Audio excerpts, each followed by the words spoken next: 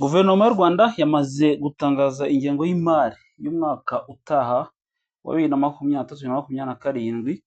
Ingengo y'imari ikaba ingana na miliyari ibihumbi 7 na miliyoni 796 n'ibice bitatu z'amafaranga y'u Rwanda.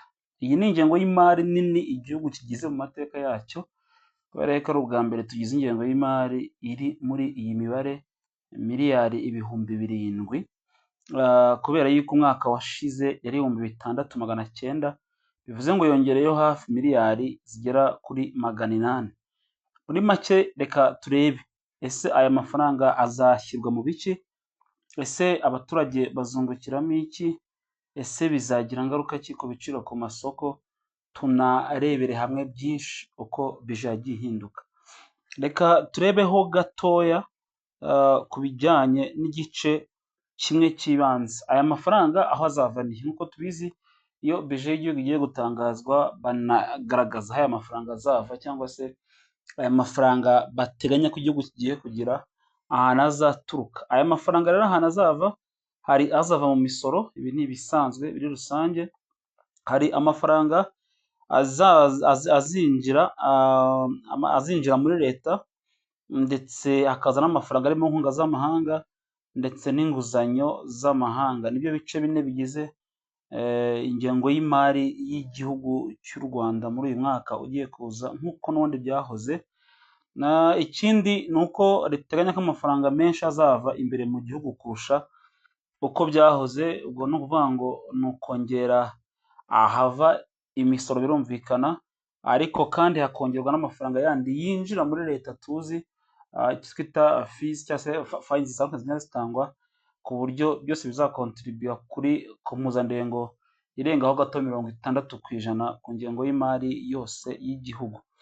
Hanyuma ahandi twavuga umuntu wese yakibaza ni aho amafaranga azashyirwa. Aho azava ni hariya nk'uko tubivuze, ariko azashorwa mu bice by'ingenzi. Icya mbere harimo ikibuga cy'indege cya Bugesera, harimo kandi guteza imbere Rwanda Air. Turabizi ko nk'igihugu kiri mu iterambere, kirimo guteza imbere ishoramari n'ibindi bitandukanye by'ubukungu.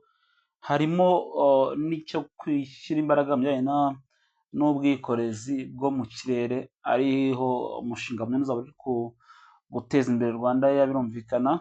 Harimo kandi amafaranga menshi azashyirwa mu burezi.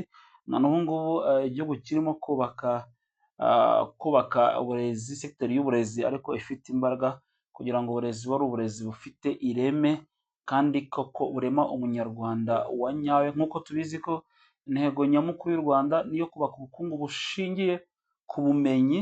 Bivuze ngo nawe bushingiye ku bumenyi, harimo kongerera imbaraga ubwiza cyangwa se karite y'uburezi, ntabwo ishobora gusigara inyuma.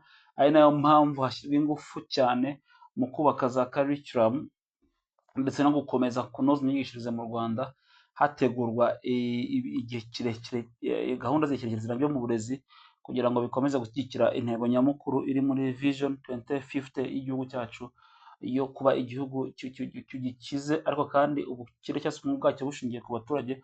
Kandi abaturage nabo nk'uko tubizi ko n'undi mutungo udasanzwe igihugu gifite, bari skilled cyangwa se bafite ubumenyi bw'ibanze bukenewe kugira ngo igihugu gitere imbere. Andi mafaranga kandi nanone kuri ingengo y'imari menshi azashyirwa mu bigendanye n'ubuzima. Birumvikana harimo kubaka ibikorwa remezo bijyanye n'ubuzima, kubaka ibitaro muri rusange, kureba uburyo hashobora kongera kuvugururwa n'ubundi serivisi zo kwa muganga mu buryo butandukanye, nabyo bigamije muri ya ntego nyamukuru yo kongera kubaka umuturage ufite ubumenyi n'ibyo, ariko kandi unari muzima cyangwa se ufite ubuzima buzira umuze. Harimo kandi kubaka ibikorwa remezo, hakanabamo ikindi gice cyo kurengera abatishoboye. Ubona ngo harimo ya mishinga n'ubundi yo gukomeza gufasha ba bandi badashoboye, kugira ngo leta ikomeze kubaka nabo bashobore kwishoboza.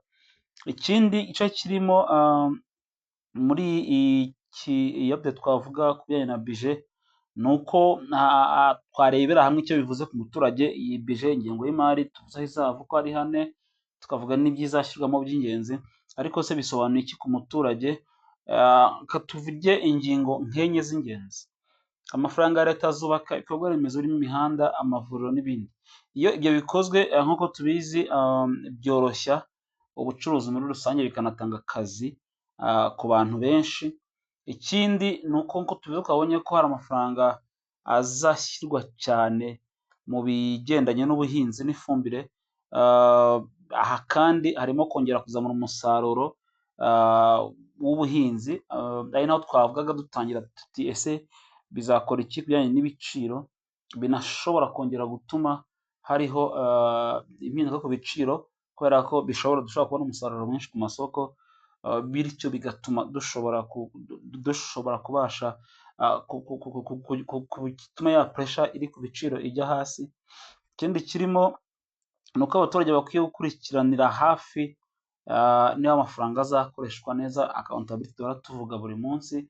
Aha niho leta yongera gukangurira umuturage kuvuga ngo kongera kumenya ibimukorerwa, nawe akabigiramo uruhare ku jisho rya rubanda n'ibindi, kugira ngo ya bije uburyo isohoka n'uburyo ikoreshwa hazemo kubazwa inshingano muri rusange. Hanyuma dusoza, icyo twavuga ni uko muri bije nshya y'uyu mwaka igiye gutangazwa cyangwa se igiye kuzemezwa y'umwaka wa 2023-2027, igaragaza ko u Rwanda rukomeje gushora imari mu bikorwa remezo no mu kuzamura ubukungu bwarwo. Nk'uko tubizi ariho u Rwanda rushyira imbaraga, ndetse unasanga aya ma international shocks cyangwa se aya mashoke mpuzamahanga y'intambara, izamuka ry'ibiciro bya peteroli n'ibindi, usanga nubwo bihari bikagira icyo bikungabanyaho ku bukungu, ariko u Rwanda rukomeza gushyirwa mu bihugu bizahagarara neza ku rwego rw'ubukungu nubwo hari izi shock zitandukanye. Hanyuma ikintu twavuga gikomeye kirimo ni ukumenya niba amafaranga imishinga ajyamo atanga umusaruro, ariko bigamije kuzamura imibereho z'abaturage. Tukaba twakwizera ko bijyanye n'uko tuzi igihugu cyacu uko gahunda ziba zipanze zigiye zimeze zubakitse, ibi twizera ko bizatanga nabyo umusaruro kandi ufatika. Ibyo dusoza nanone ntabwo iramara gushyirwaho umukono wa nyuma. Icyabaye ni uko mu kwezi kwa gatanu Minisitiri Yusuf Murangwa uyobora Minecofin yamaze kugeza umushinga ku nteko nshingamategeko, akababwira uko umushinga w'ingengo y'imari umeze. Hanyuma ku itariki ya 8 z'ukwezi kwa gatandatu harongeye habaho inama ya minisitiri ndetse na perezida wa repubulika, hanyuma nabo bongera kugezwaho iyo budget framework paper cyangwa se ibikubiye muri iyo bije, hanyuma nabyo biza kwemezwa kuri iyo level. So hasigaye gusa gushyira umukono kuri ingengo y'imari, hanyuma nko tubizi tariki ya 1/7 igihugu gitangira gukoresha ingengo y'imari nshyashya izaba yemejwe, ariyo tubonye ko izaba ingana n'amafaranga y'u Rwanda miliyari 7,796.3, amafaranga yongereho miliyari 884 ugereranije n'ingengo y'imari y'umwaka wari wabanje. Wakoze kubana natwe kandi turi kumwe n'indi minsi.